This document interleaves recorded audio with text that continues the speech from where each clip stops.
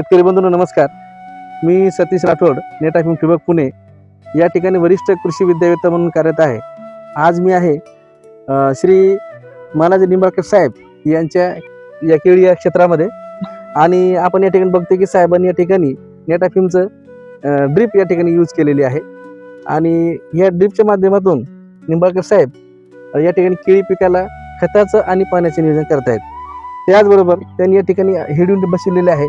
या ठिकाणी ते बॅक फ्लश देखील करतात आणि त्याच्या माध्यमातून जे इरिगेशन त्या ठिकाणी करत आहेत तर ते अतिशय चांगलं किंवा कुठल्याही प्रकारची अडचण त्यांना आलेली नाहीये.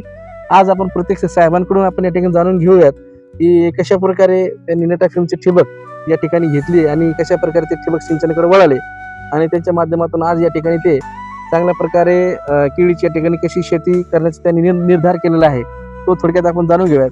साहेब नमस्कार. नमस्ते साहेब, नेटाफिम ठिबकचा आपण घेतलेला आहे आणि ह्या ठिबकच्या माध्यमातून आपण या ठिकाणी हे इरिगेशन करत आहेत आणि याच्यामध्ये आपण नेटाफिमची कोणती ठिबक नळी घेतली आणि त्या ठिबक नळीच्या माध्यमातून त्याचा डिस्चार्ज काय आहे आणि त्याचबरोबर आपल्याला या ठिकाणी काय फायदा दिसून आला आणि आपण जे बॅक फ्लश करता तरी आपण कसं करता किंवा जो प्रेशर आहे या ठिकाणी आपण बघतोय त्या प्रेशर डिफरन्स वरती आपण ते अंदाज लावता की आपल्याला बॅक फ्लश करायला पाहिजे.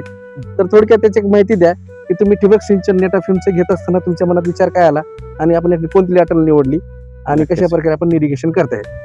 नक्कीच ही सिस्टीम नेटाफिमची आम्ही बसवलेली आहे.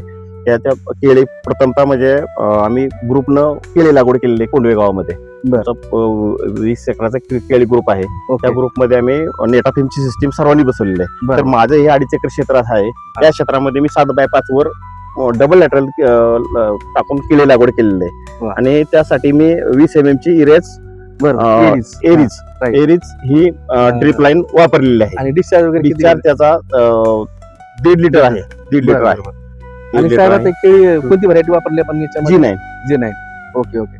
तर या ठिकाणी आता आपल्याला ठिबक वापरत असताना एकंदरीत आपल्याला काय फायदा दिसून येतो सध्याला? या नेटाफिम सिस्टीमचा आम्हाला एकच फायदा दिसून आला की याची पाण्याची जे शेवटपर्यंत जे प्रेशर आहे ते एकसारखं समान मिळतंय आम्हाला. आम्हाला शेवटच्या पॉईंटला स्वतः 1 kg प्रेशर आम्ही तपासून घेतले ते आम्हाला मिळतंय प्रॉपर. अरे वा. आणि महत्वाचं म्हणजे जिथे कुठल्याही प्लॉट मध्ये बघितलं तर ह्युमिडिटी एकसारखी आहे का पाण्याची सिस्टीम एकसारखी मिळत आहे त्यांना. राईट. हा सर्वात मोठा फायदा आहे. वा.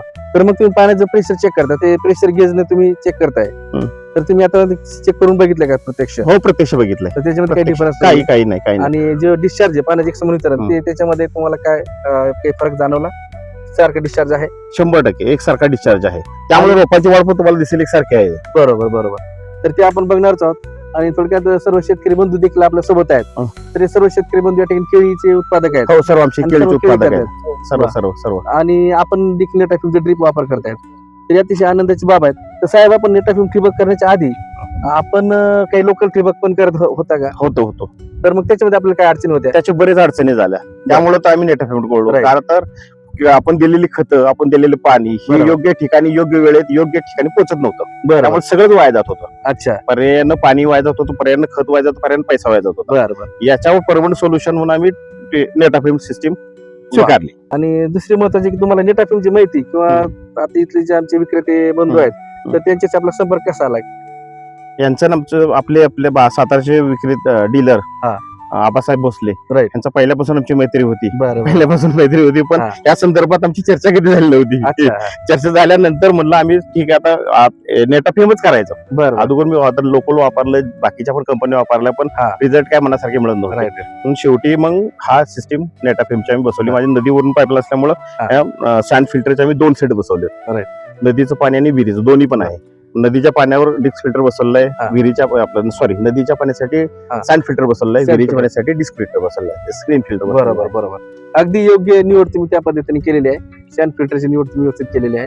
आता या बॅक फ्लश करत असताना आपण या ठिकाणी कशा प्रकारे इकडे प्रेशर चेक करता आणि मग आपण या ठिकाणी बॅक फ्लश करता? आता आपण बघत असाल हा इनपुट आहे. येणार हा नदीकडून येणार पाणी, याचं प्रेशर गेज वाढलं आणि याचं आउटपुट जर कमी असलं तर 100% समजतं की आपण सँड फिल्टर मध्ये घाण अडकलं. मग ते काढायचं म्हणलं तर आपण पहिल्यांदा काय करतो की थोडासा वॉल ओपन करून पाणी तुम्हाला दिसतंय पाणी बाहेर यायला लागलं आणि हा वॉल बंद केला, हळूहळू बंद केला की या फिल्टर मधून पाणी याच्यातून खालून बरोबर वर येऊन पाणी बाहेर जातो. बाहेर जातं. याच्यातल्या पाण्याबरोबर येणारं शेवाळ माती बाहेर पडणार, सगळी बाहेर पडते. सगळे बाहेर पडणार. त्यामुळे तुझी सिस्टीम एकदम स्वच्छ चालते. पुढं स्वच्छ पाणी जे आहे. आणि पुढे सिस्टीमला प्रॉब्लेम येणार नाही. बर बर बर. आणि हे दिवसातून एकदा करतो मी. अरे वा वा, छान. तर या ठिकाणी आपले इतर शेतकरी बंधू पण आहेत. तर नमस्कार काका, तुम्ही या समोर किंवा तिथे थांबलं चालेल. ओके. तर काका, आपण या ठिकाणी बघतोय की निंबाळकर साहेबांचे या ठिकाणी हेडविंड आपण बसवलेला आहे. आपण नेटा फिल्मचा युज करताय, परंतु आपल्याकडे डिस्क फिल्टर आहे. आपल्याकडे अशा प्रकारचं नाहीये. तर हे एकंदरीत बघून तुम्हाला काय वाटतं? त्याचं पाणी म्हणजे नदीचं पाणी वगैरे आहे किंवा बरोबर. त्या पाण्यामध्ये जरा थोडीशी विहिरीमध्ये हा. घालायचं वापरलं पाहिजे. बरोबर.